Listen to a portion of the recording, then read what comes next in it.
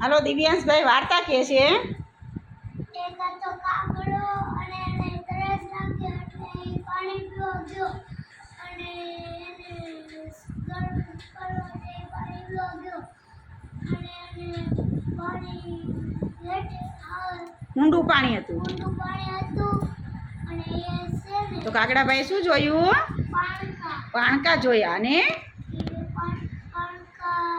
વીણીને માટલામાં નાખ્યા તો પાણી ઉપર આવી ગયું ને કાગડાભાઈએ પાણી પી લીધું. કેવી સરસ વાર્તા હતી. બધાને મજા આવી? તો તાળી તો પાડો હોય. કોની વાર્તા કીધી? દિવ્યાંશભાઈએ વાર્તા કીધી અને તમને બધાને મજા આવી? બધાએ વાર્તા સાંભળી? કોની વાર્તા હતી ભાઈ?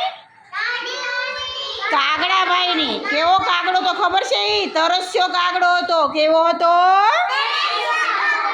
તરસ્યો કાગડો. તો બધાને મજા આવી ને?